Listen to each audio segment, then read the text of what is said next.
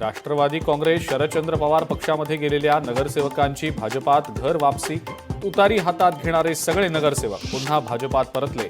भाजपचे जिल्हाध्यक्ष रामचंद्र घरत यांची प्रतिक्रिया। करुणा मुंडेंनी सुप्रिया सुळेंची घेतली भेट। वाल्मिक कराडकडनं मारहाण झाल्याचा करुणा मुंडेंचा आरोप। मुख्यमंत्री फडणवीसांनी अद्याप भेटीची वेळ न दिल्याचं सुद्धा करुणा मुंडेंनी सुप्रिया सुळेंना सांगितलं।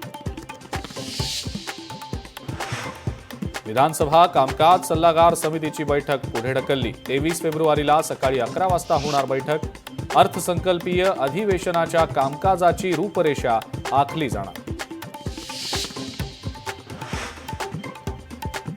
दिल्लीमधल्या महाराष्ट्र सदनाला अखेर निवासी आयुक्त मिळाले। निवासी आयुक्तपदी विमला आर यांची नियुक्ती। महाराष्ट्र सदनातल्या प्रशासनावर टीका झाल्यानंतर झाली नियुक्ती। ठाकरेंच्या शिवसेनेचे आमदार आणि खासदार यांच्या मातोश्रीवर होणाऱ्या बैठका पुढे ढकलल्या। आमदारांची बैठक 28 फेब्रुवारीला होणार तर खासदारांची बैठक 1 मार्चला होणार। उद्धव ठाकरे मुख्यमंत्री झाले नसते तर शिवसेना फुटली नसती। शिवसेनेचे आमदार दीपक केसरकरांचं वक्तव्य।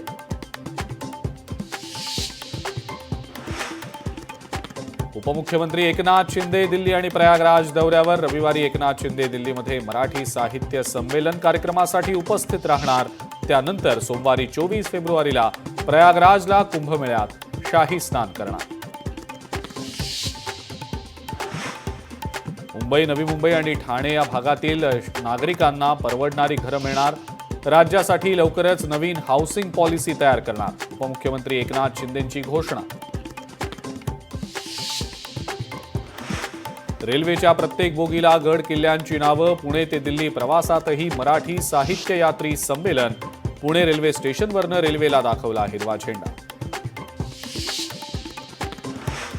चंद्रपूरच्या मोरवा धावपट्टीवर सुरू होणार फ्लाइंग क्लब। आदिवासी मागास तरुणांसाठी रोजगाराचं नवं दालन। विमानांसह सुसज्ज सुविधांची उभारणी करणार।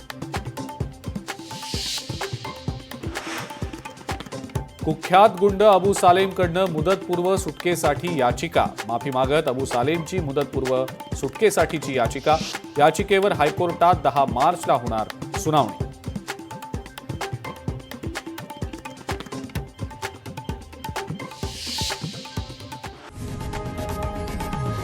लोकशाही मराठी ऐका, पहा, जागरूक रहा।